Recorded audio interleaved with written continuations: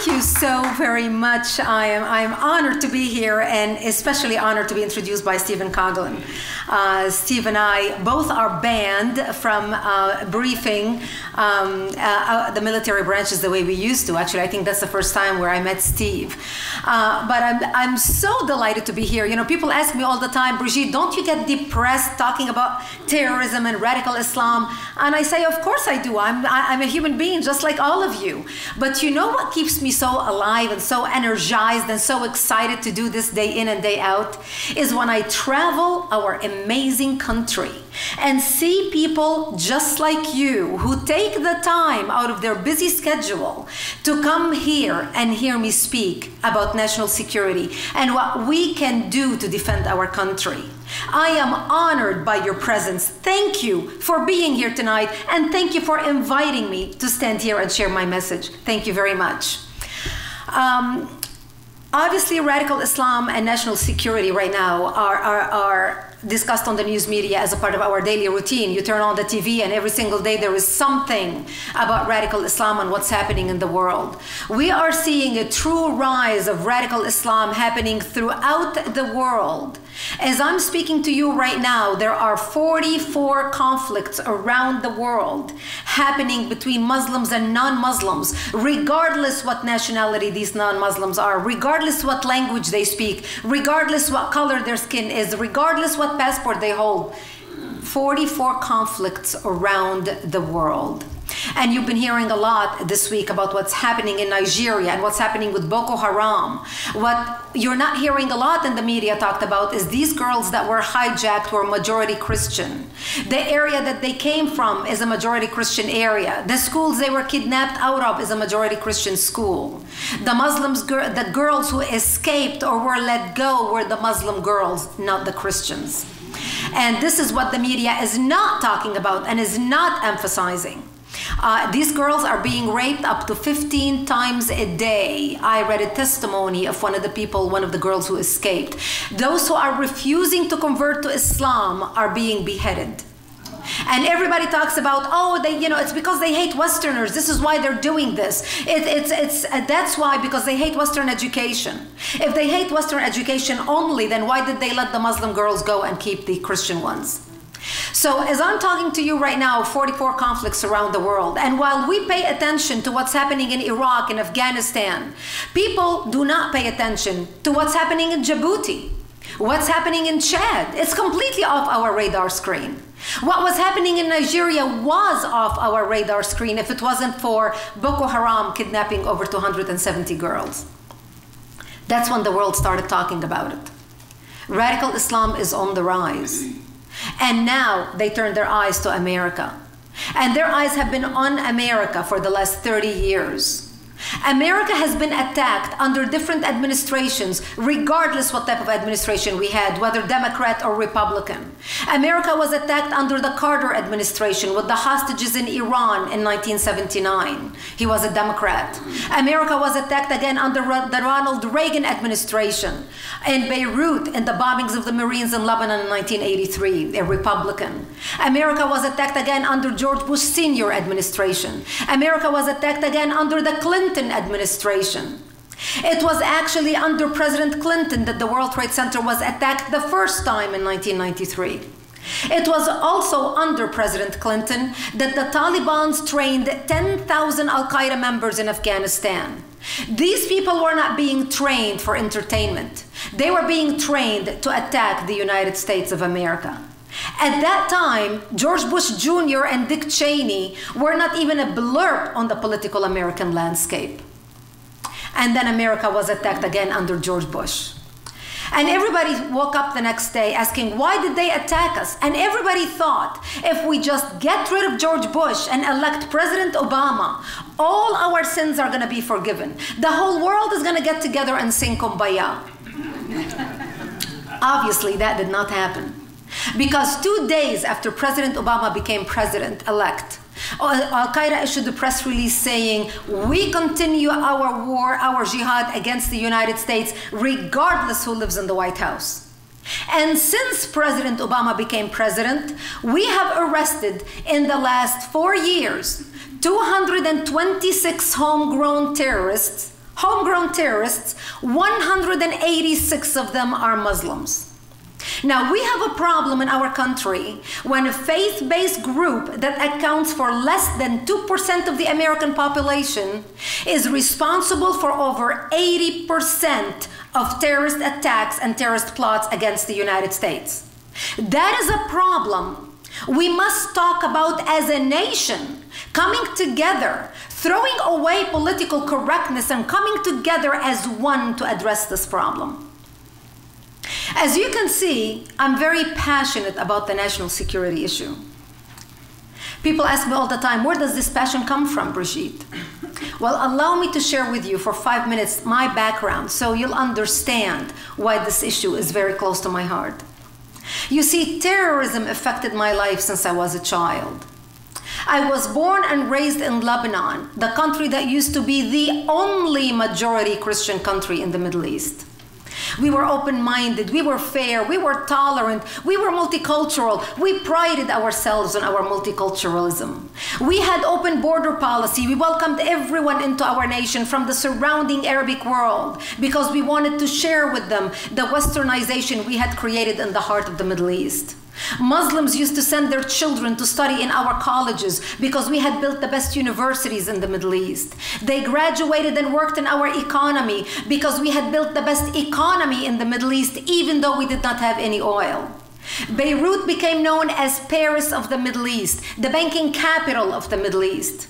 National Geographic magazine in 1965 had Lebanon on its front cover, calling it Lebanon, Eden of the Middle East.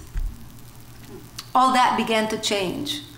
By the time I was 10 years old, the Muslims had become the majority in Lebanon and the Christian became the minority, simply because of the birth rate. The problem was aggravated with the influx of the Palestinians, whom we took into Lebanon as refugees. They put their heads together with the Muslims in Lebanon, and the war erupted. My 9/11 happened to me in 1975 in Lebanon, when radical Islamists blew up my home, bringing it down, burying me under the rubble, wounded as they shouted, Allahu Akbar. I ended up in a hospital for 2.5 months. And as I laid in a hospital bed, hooked up to IVs in both arms, going from one surgery to another, I would ask my father, why did they do this to us? And my father would tell me, because we are Christians, the Muslims consider us infidels, and they want to kill us. So I learned since I was a 10-year-old child that I am wanted dead simply because I was born into the Christian faith and lived in a Christian town. I ended up leaving the hospital and coming back home, but my home was no longer the home I left. I ended up living in a bomb shelter, in an 8x10 bomb shelter underground, without electricity, without water, and very little food. To get some food, we would crawl out under the bombs, and we would dig out dandelions and different greenery that grew around our bomb shelter and different vegetation because it was the only greenery we had to eat. I learned how to peel thorn in my tender young fingers at the age of 10 and 11 so I can eat the stalk inside of the thorn. To get some water, we would crawl under snipers' bullets to a nearby spring to get the water. And every time before we left our bomb shelter, we would say our last goodbyes because we did not know if we're going to come back alive or dead just to get a drink of water. We were surrounded by Islamic radicals waiting to slaughter us. My father, when we first went into the bomb shelter, my father would say, oh, it's only going to be a couple of weeks, and then all these big Christian countries are going to realize what the Muslims are doing to the Christians in Lebanon, and they're going to come save the Christians. America is going to come. France is going to come. Britain is going to come. Australia is going to come. Canada is going to come. And we waited and waited and waited. And what we thought was going to be a 2-week ordeal turned into 7 years. I lived in that bomb shelter for 7 years of my life, robbed of my youth. I remember 3 years into our ordeal, a friend of ours stopped by and he said, Brigitte, I just want you to know that we are surrounded. We heard on the radios that we're going to be attacked tonight. And he said, if I don't see you tomorrow, I wish you a merciful death. And he left. And I remember dressing in my Sunday best, in my Easter dress, because I wanted to look pretty when I am dead, knowing that when they come to slaughter me, there would be no one to bury me. And I remember my mother combing my long hair down to my hips and tying a white ribbon in my hair that matched the white flowers in my dress, as I begged her, I don't want to die. I'm only 13 years old. I don't want to die. And there was nothing my mother could say to me. And we sat in the corner of our bomb shelter, and my father started reading from Psalms.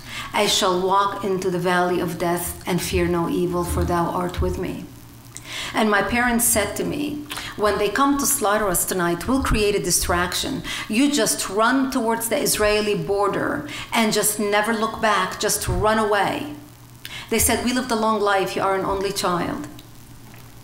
Thank God I did not have to make that difficult decision that night, because that's the night when Israel came in physically into Lebanon and established the security zone and kicked out the radical Islamists away from our town so they will not be able to infiltrate us and slaughter us, and set up artillery bases on the hills surrounding our town so we can be protected.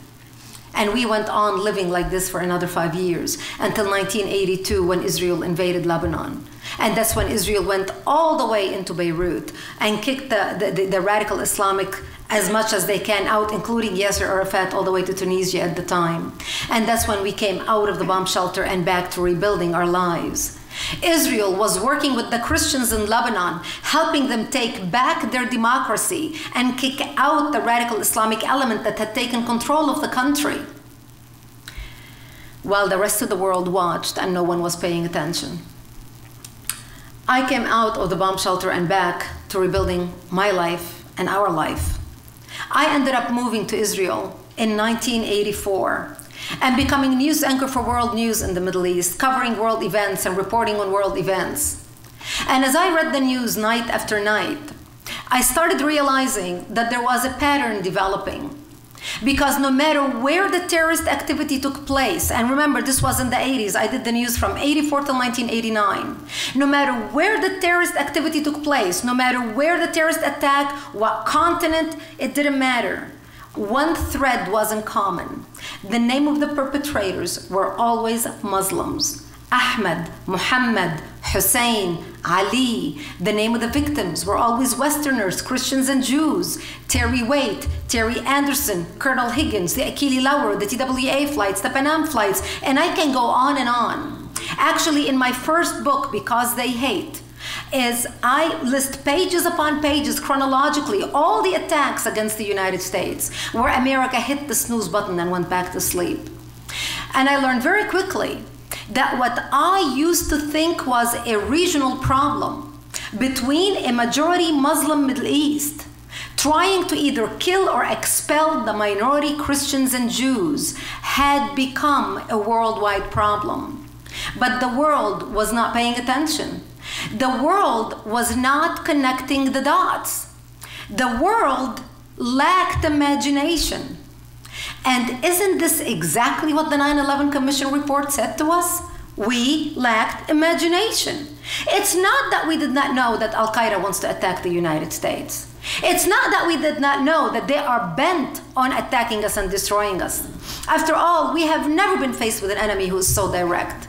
Al-Qaeda attacked the World Trade Center the first time in 1993. They attacked the Kubar Towers in 1995. They attacked our embassies in Kenya and Tanzania in 1997. They attacked the USS Cole in 2000. And they were so confident that we were so asleep and so apathetic that they came back and re-attacked the World Trade Center for the second time, this time bringing the buildings down and killing almost 3,000 Americans on that day. We cannot say we did not know. We lacked imagination. Today, we know what to expect. We will be committing national suicide if we do not accept the fact that we have an enemy that is committed to our destruction, and we must address that issue. This is what we are facing today. So a lot of people ask me, now, where did this radicalism come from? After September 11th, after we were attacked, and everybody watched television the next day, and we heard all the psychobabble and all the psychoanalytics that came on television the next morning telling us why they hate us. Oh, we must have offended the Islamic world. I mean, they hate us because we are in the Middle East. They hate us because of our foreign policy, because we are friends with Israel. That's why they hate us. Well, if that's why they hate us, then why, under the banner of Islam, La ilaha illallah Muhammadun Rasulullah, they killed Jewish children in Israel, they massacred Christians in Lebanon, killed Copts in Egypt, Assyrian in Syria, Hindus in India, Armenians in Turkey, and expelled over 900,000 Jews out of Arab land. We were supposedly Arabs. We were not. We didn't have a foreign policy where we were friends with Israel or supplying weapons to Israel. Then why did they hate us? And I make it to you very simply. They hate us because we are infidels. Period. Very simple. We have a saying in the Middle East in Arabic. Every child raised from the time we are little heard this phrase. أولاً يأتي السبت وبعده الأحد. First comes Saturday, then comes Sunday. First we kill the Jews, then we go to the Christians. Very simple. We are raised with that as children. We know that before we go to kindergarten. First we kill the Jews, then we come to the Christians. أولاً يأتي السبت وبعده الأحد. Somehow the West is having a very difficult problem absorbing the fact that we have a group of people bent on killing us and our destruction. So a lot of people ask me, where did this radicalism come from? Well, it started from one source, and that is called the Muslim Brotherhood. You've heard about the Muslim Brotherhood, the Muslim Brotherhood. I'm sure almost everybody in this room is familiar with the Muslim Brotherhood. The Muslim Brotherhood is the oldest Islamic terrorist organization in the world, founded in 1928 and has 70 offshoot Islamic terrorist organizations in the world, including Al-Qaeda and Hamas. So people ask me, well, the Muslim Brotherhood was started in 1928, but I thought they hate us because of our foreign policy, because we are friends with Israel. They hate us because we are in the Middle East. Well, if they hate us because of our foreign policy, because of Israel, Israel didn't even exist in 1928. There was no Israel. If they hate us because of our foreign policy, because we are in the Middle East, we had such an isolationist policy back then that even in 1938, Newsweek magazine had on its front cover, country divided. 50% of Americans want to go to war with Hitler. 50% of Americans said, who gives a care what happens in Germany and in Europe? We've got the jobs and the economy to worry about. That's how much of an isolationist policy we had.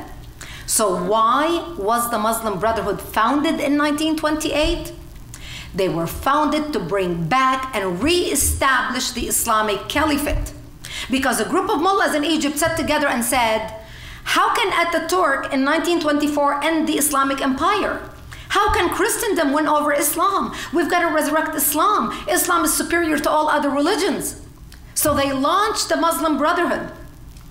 And a lot of scholars and experts in the world by the 30s and 40s thought Islam is dead. I mean, it's done, it's finished. But two things happened in the Middle East that gave the Islamists the power and the money to organize. And the one thing that happened was the discovery of oil, which we discovered, and we allowed the Saudis to nationalize, which gave the Saudis and the Wahhabis and the sheikhs in the Middle East the money to spread their radical ideology worldwide. And the second thing that happened was Ayatollah Khomeini coming to power in 1979. That gave the Islamic movement the spiritual rebirth that they needed. So now they had the money and they have the spiritual rebirth and leadership, and they exploded on the world stage in the 80s, in 1980s until now. So why should we be concerned about the Muslim Brotherhood? Because the Muslim Brotherhood wrote a plan in 1982 a 100-year plan for radical Islam to infiltrate and dominate the West and establish an Islamic government on earth. In the counterterrorism circles, this plan became known as the Project. What makes the project unique is it gives tactics and proposals as to how to infiltrate the West, how to use our laws against us, how to use our open-mindedness against us. They talk about how to use buzzwords in order to disarm the West. They talk about how to work with like-minded progressive organizations that share similar goal. And this is why when you see CARE, for example, working with the ACLU, you scratch your head and you think to yourself, how can these two people work together? They have nothing in common. But the ACLU is being used as the useful idiots at the hands of a front organization for the Muslim Brotherhood with an agenda. The Muslim Brotherhood plan talks about how to get Muslim interns in the highest level of government in the West in order to have a bird's eye view as to how policy is done on the highest level. They talk about how to get elected Muslim individuals to offices, political offices in the West. They talk about how to set up non-profit organizations and human rights organizations and maintain an appearance of moderation in order to advance the radical Islamic agenda in the West. The plan was written in 1982 and began being implemented in Europe. When you look at Europe today, they've had 30 years to work on it in Europe. Europe is no longer Europe, it has become Eurabia. As I'm speaking to you right now, there are 85 Sharia courts operating in Britain parallel to British courts. In France alone, there are 725 no-go zones where the police cannot even enter. So why should we be concerned in the United States about the Muslim Brotherhood? Because the Muslim Brotherhood wrote a plan for the United States for the destruction of the United States. Here is the plan. The plan is titled مذكرة تفسيرية للهدف الاستراتيجي العام للجماعة في أمريكا الشمالية. You all got that? There will be a quiz. An explanatory memorandum on the general strategic goal for the group in North America written 5/22/1991. And I'm just going to read you one paragraph out of this plan so you'll get an idea as to what they are talking about and how well they are organized. And excuse me while I put my glasses on because God decided I turned 40 and I needed glasses. Wait until I get to heaven, he's going to hear it from me. Here's the title of this paragraph: Understanding the Role of the Muslim Brother in North America. The process of settlement is a civilization jihadist process with all the word means. The Ikhwan, which is the Arabic word for brothers, must understand that their work in America is a kind of grand jihad in eliminating and destroying the Western civilization from within and sabotaging its miserable house by their hands and the hands of the believers so that it is eliminated and Allah's religion is made victorious over all other religions. Do they beat around the bush? Is this clear? Do they have a hidden agenda?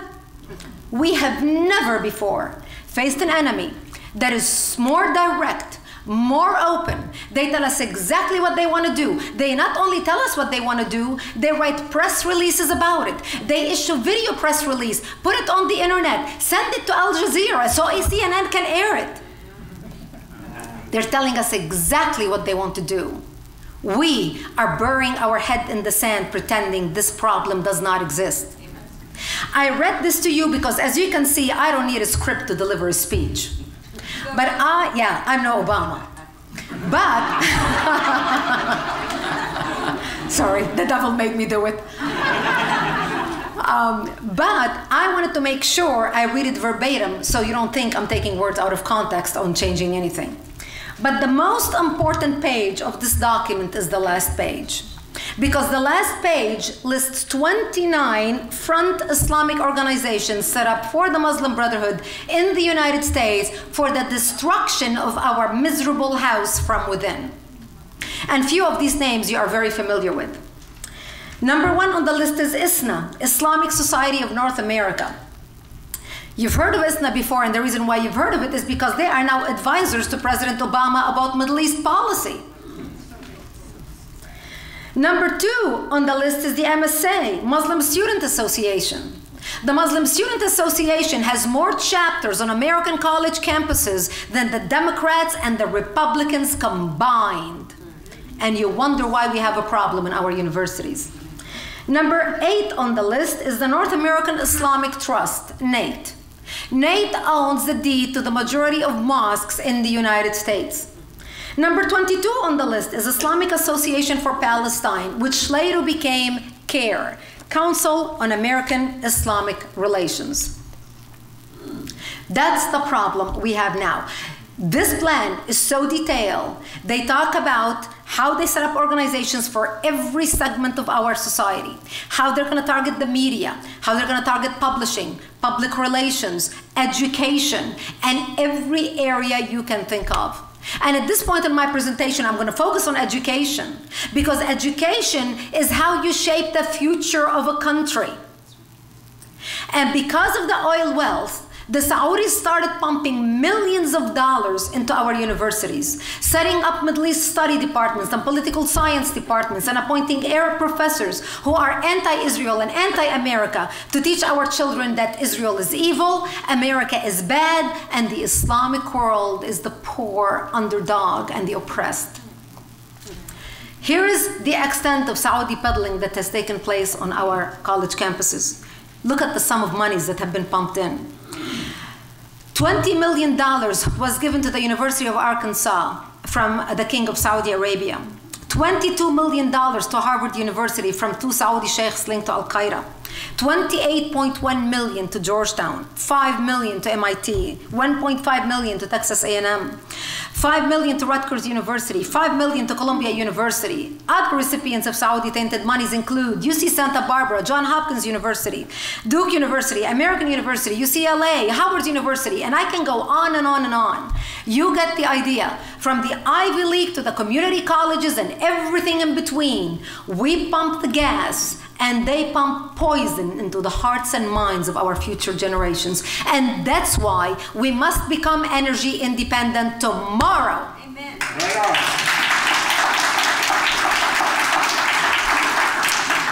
People ask me all the time, Brigitte, why is the media so biased? Oh my gosh, I mean, God forbid if you are traveling and you are watching CNN, or even worse, if you are on one of those cruise ships and you are stuck with CNN International. I mean, you just want to take your shoe and just throw it at the TV. America cannot do anything right. America is evil. America is bad. And I tell people, why are you surprised? Because for the last 15, 20 years, all these students graduating out of our universities, being fed a steady diet of hate and resentment against America and Israel, are today the news anchors, the news writers, the bureau chiefs, the policymakers, the foreign policy shapers. I mean, just look at our president. We don't have a commander-in-chief. We have an apologizer-in-chief who never misses an opportunity to apologize for America. That's how badly we have it. Now remember, they wrote their plan to America in 1991 and began implementing it. That strategy worked so well on college campus that the Islamists decided, why wait until the kids get to college? Why don't we start with them in 6th and 7th grade? This way, by the time they get to college, we already have them in the palm of our hand and they vote.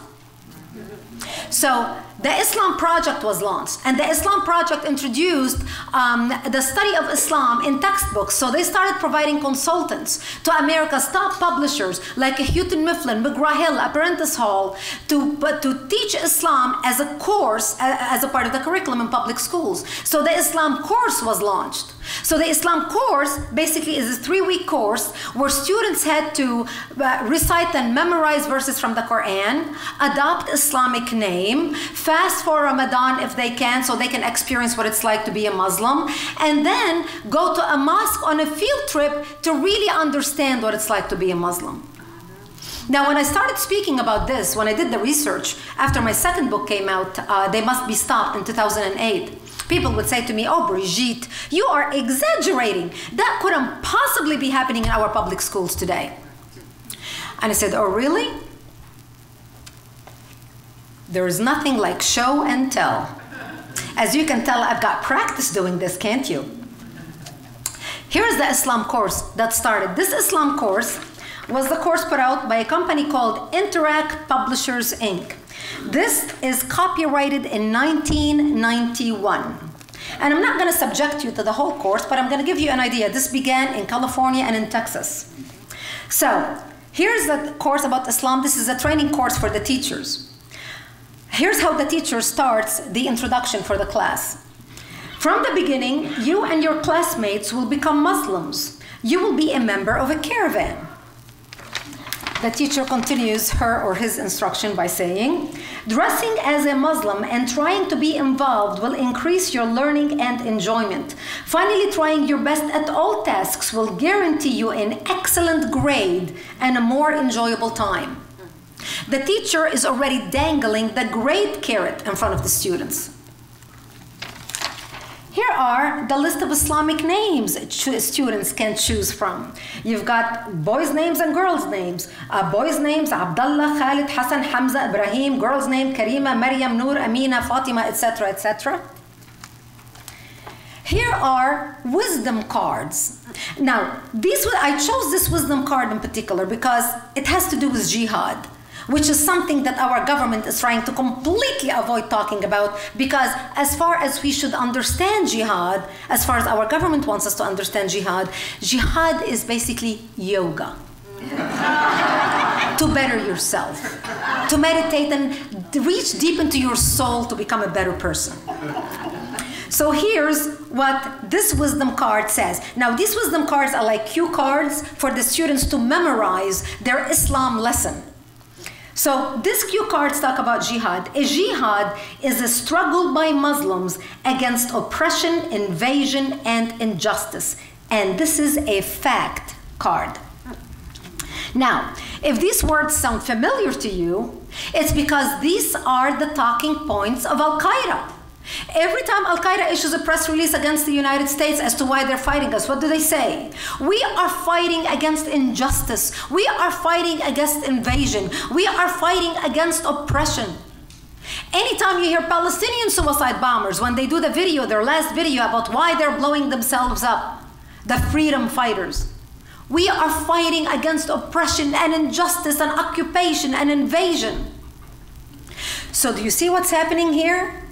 We have our enemy put in their talking points being taught to our students nationwide, paid for by our tax dollars in the name of diversity and multiculturalism. You know, Hitler made a very important statement. He said, "Give me the children, I will change society in 10 years. And that's exactly what he did. And by the way, the word jihad is mentioned in the Quran 40 times. 36 times out of 40 as a holy war against the infidels to either kill them or subjugate them. Now, here's a little bit more of the course. And as you can see, I'm skipping lots of pages. I'm not going to subject you to the whole thing, but I believe it's important for you to understand this. Part of the prayers the students have to analyze in the classroom is this prayer. This is the Shahada, which is the salvation prayer. Like the Christians say, you know, I accept Jesus into my heart as my Lord and Savior when they convert. The students in the classrooms have to analyze this prayer.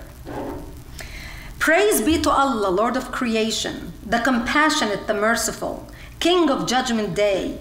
You alone we worship and to you alone we pray. Did I mention this is public schools? Paid for by our tax dollars? Guide us to the straight path, the path of those whom you have favored, not those who have incurred your wrath, which is the Jews, nor of those who have gone astray, which is the Christians and the atheists. This course began being taught in the public school system in 1991, 10 years prior to September 11th. This course is no longer taught as a course. It is now weaved into the textbooks throughout our education. It started in California, now it is nationwide. 22 questions of the SOL testing that the students have to take before they go to college is out of this course. That's how much it is weaved into our education right now. All in the name of multiculturalism and diversity. I believe we in this country need to develop a spine to start speaking with authority about what's happening in our country. We need to take political correctness and throw it in the garbage where it belongs and start calling a spade a spade.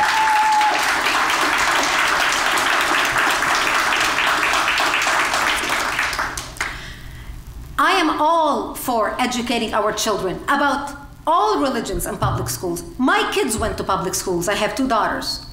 I want them to learn about Judaism, about Christianity, about Islam, about Buddhism. I want them to have a well-rounded education about all religions out there. But I do not want my children indoctrinated into any religion. Let me teach my kids at home the nitty-gritty about whatever I want my children to learn about religion. That's how it's supposed to be. Now, in this country, we have to take this country back. Do you realize, how many of you after hearing me right now realize we have a problem? And we have a problem we need to solve, don't we? How many of you believe we need to solve this problem? We need to solve this problem. America is not great. We have our shortcomings. But I am sick and tired of people complain about America, see all the ills in America, whine about America, apologize for America. For God's sake, if America is so bad, we'll give them a one-way ticket to get out of here to whatever country they want to go to and leave this country to us. This is such an important topic. And I am all about melting pot. I'm an immigrant who came to this country. And I believe in people having the opportunity to come to this country, to become one with this country. This country, when I look around this room, I see a tapestry of color. People came from all backgrounds. Whether your great-great-great-grandparents came on the Mayflower, or you came as a first-generation immigrant like me on the TWA. We came to this country because we wanted to be Americans. Your great-great-great-grandparents that immigrated here spoke English. They wanted their kids to speak English. By golly, even if you're going to speak a broken English, we're going to be Americans. You're going to learn to speak English. And right now, we are losing our language because you go to Food Lion, try to pay for your groceries, and it says, push for Spanish, push for this, push for that. And I believe English is the official language of the United States and shall remain so.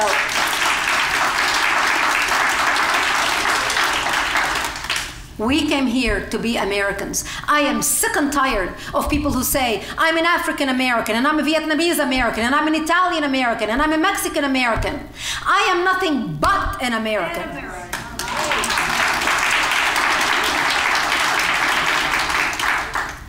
And until we come together and speak with such conviction as one Americans who have the interest of this country first, we're going to lose our country. And we cannot afford to lose our country. After September 11th was a defining moment for all of us. It was a defining moment for America. September 11th, we all did the same thing. We watched the news. We were brokenhearted. We watched the images of the World Trade Center fall again and again and again down. And our hearts were broken. We cried. We were depressed. We were shocked. We felt helpless. How can somebody hate us so much that they will hijack planes and use them as human missiles into skyscrapers to kill Americans?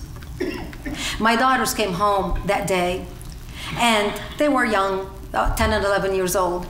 And my daughter looked at me. She was around my age, and she was watching the World Trade Center building come down. And she said, Mommy, why did they do this to us?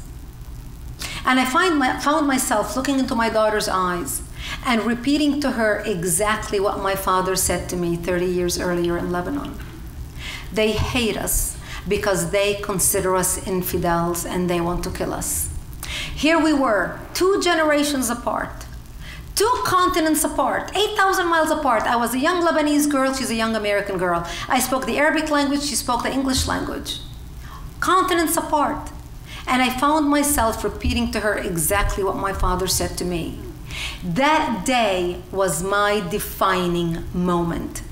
That day, I looked into my child and I vowed that I will do everything I can to make sure that my daughter will never ever have to look into her child's eyes and repeat to him or to her what I told her and what my daddy told me. That's the day I was reborn as an activist.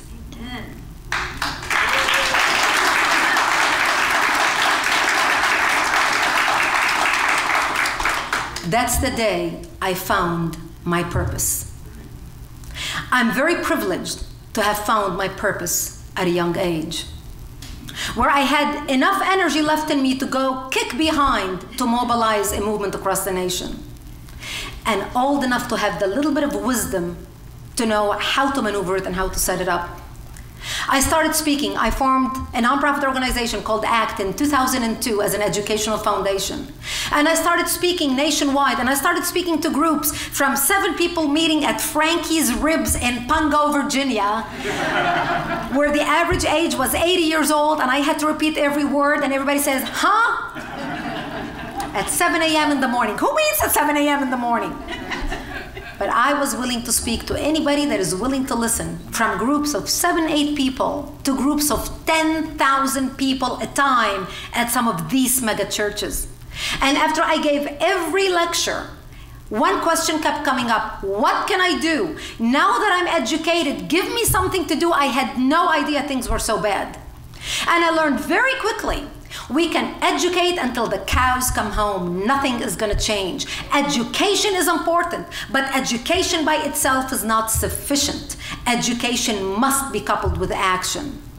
And that's when I launched ACT for America. Because I realized if you Google Islam, you come up with 60,000 pages on Google. There has never been more white papers written, more books written. I myself have 2-time New York Times bestsellers. Doesn't do diddly squat unless you act. I founded ACT for America in 2007. Today, we are the largest national security grassroots organization in the country, with 280,000 members and 875 chapters nationwide, with a full-time lobbyist on Capitol Hill. Thank you. We wanted to empower people. We wanted to mobilize people. We wanted to connect people nationwide in a network. Because when I would travel and speak in Florida, people in Florida would say to me, oh, Brigitte, we have such a problem. We are different than any other place in the country. I mean, the Islamists here are really organized, and we've got terrorists coming out of this mosque, and we've got this. And I would fly the next day to Raleigh, North Carolina, and I would give a lecture there. And the people in Raleigh would say to me, oh, Brigitte, we have a real problem here. We're different than the rest of the country. And I would fly to Fontana, California the day after that, and I would give a lecture there. And people would say to me, oh, Brigitte, you have no idea what we're going through. We're different than the rest of the country. As a matter of fact, that specific example in Fontana, California, they had 12 Muslims running for city council at the same time. And they said, oh, we're different. You have got to understand. And I realized what we lacked on our side, the conservative side regarding national security, is we were not organized. We didn't have a network linking us all together. The Islamists were organized. One voice, one network, one talking point, funded nationwide. And we did not have anything. And I realized we need to bring the choir together. We needed a hub. We needed an organization that would link and network the whole country together so everybody can communicate and they can duplicate their actions nationwide. And that's what we do with ACT for America. One of the projects, to give you an idea, is about that we wanted to tackle the education. So one of the projects, since I discussed education, we wanted to study what is being taught in the textbooks across the nation.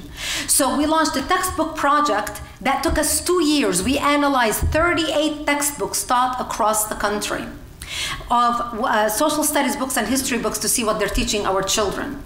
And you will be shocked. Did you know, by the way, that September 11th right now is taught in public schools as a terrorist attack against the United States perpetrated by a group of men driven by a cause? It doesn't say their religion. It doesn't say anything about them, their ideology. It doesn't say anything about their cause. So for all our students are concerned, these terrorists could have been a bunch of Baptists from Tulsa, Oklahoma, and the abortion issue is their issue, or a bunch of Hasidic Jews from New York, and Israel is their cause.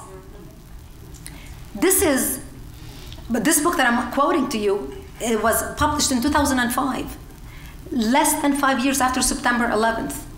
And we are not paying attention to this. So we issued a report called Education or Indoctrination, the Treatment of Islam in 6th through 12th grade American textbook. This is the executive summary.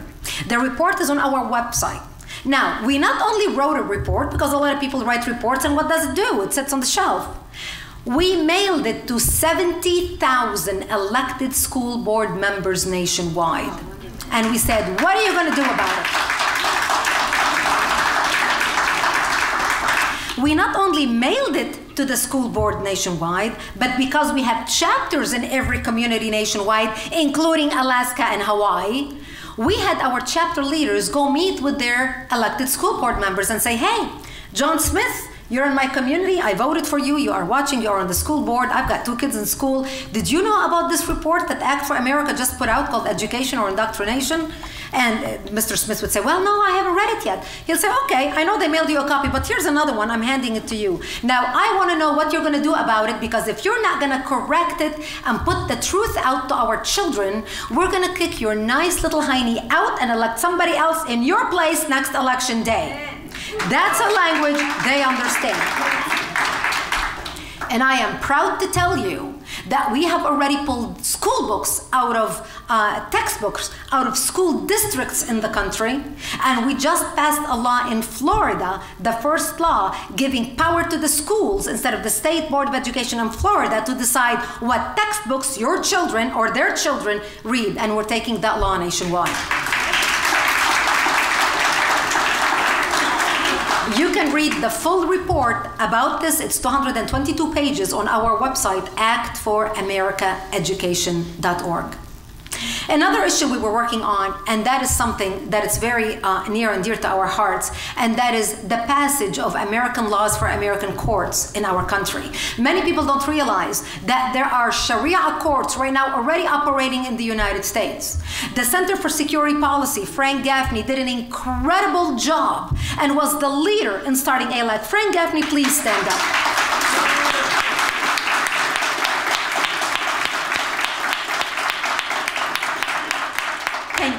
From the bottom of my heart, thank you.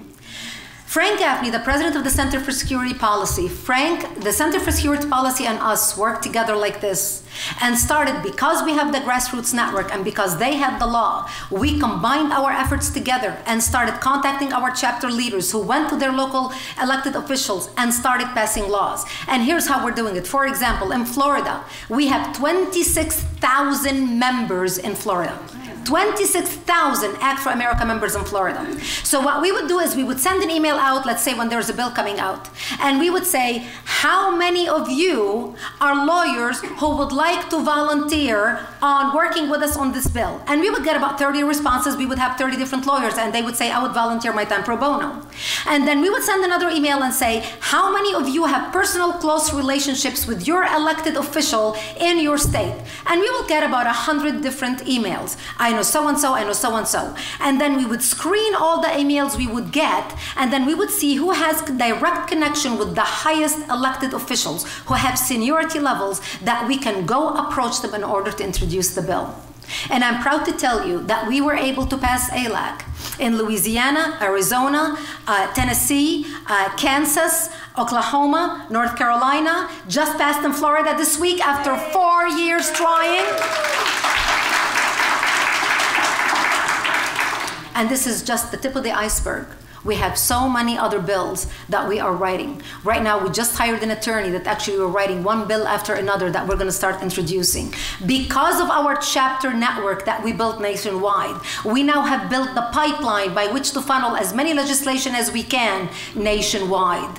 We set up the army on the ground already and network the nation.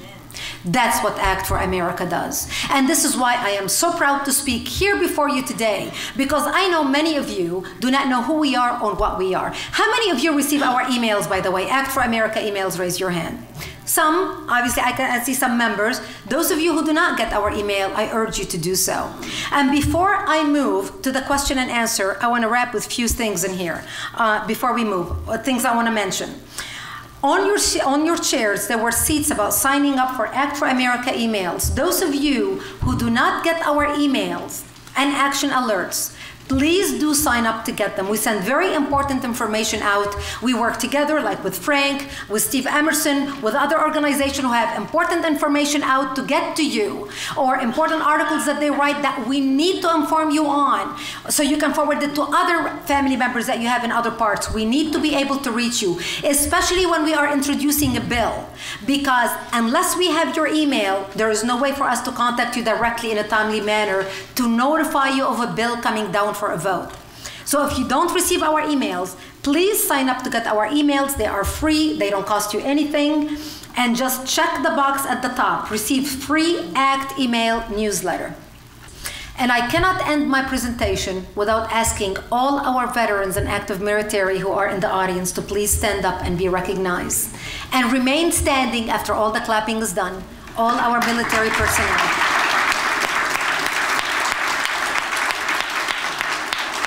Thank you. Remain standing kindly. Kindly remain standing. I saw you sit down.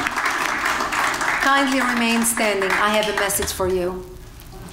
I want to thank you from the bottom of my heart for building a nation for me, where I can come here as an immigrant and I can be all I can be as an American. I want to thank you for my freedoms, my freedom of speech, my freedom of the press, my freedom of religion, every freedom I have in this country. I have those freedoms because they were built on your shoulders and your sacrifice. You are my hero. You are not only my heroes, but you are the heroes of millions of Americans who are not able to stand here before you today. And thank you for everything you have done for this country and for us. On their behalf, I thank you. I thank you on behalf of millions of Americans who are millions of people across the globe who still live under tyranny, who will never be able to stand before you. And thank you passionately for going throughout the world and fighting for justice and for freedom.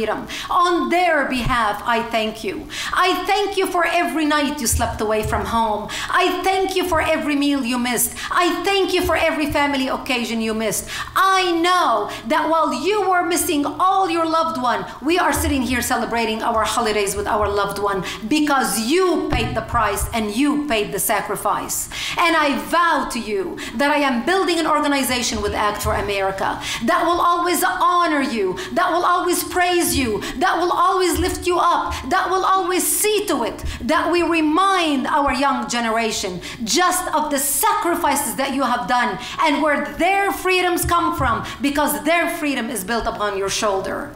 I am honored to be with you here today. May God bless you one and all, and may God bless the United States of America. Thank you for your service. Thank you for having me here. I open it for questions. Thank you. Thank you. If you have some questions, please come forward and line up right up here. We have a problem where we have an influx of Muslims, and they are working to build a mosque near the Leesburg Airport, hint, hint, and it's also in an environmentally sensitive place.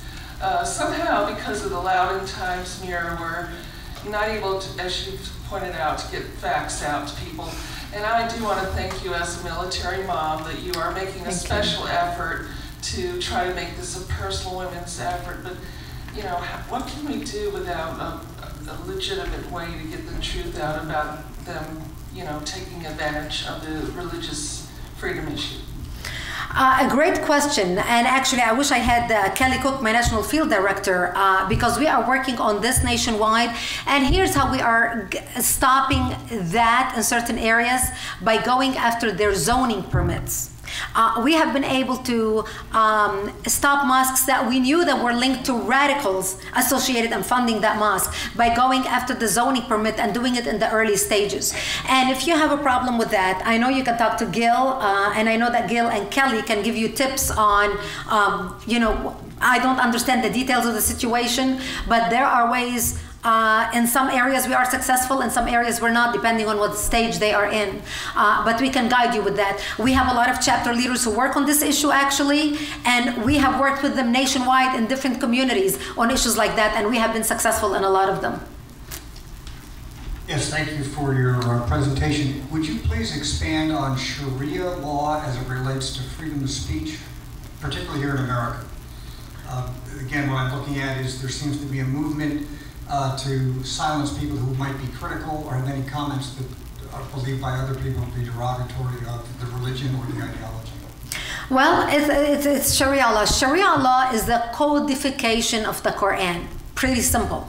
It's called in Arabic al-Sharia, which means the path by which you follow ad-Din al-Islami, the Islamic religion. And it is the codification of the Quran. It's the legal translation of the Quran as to what you are allowed and not allowed to do.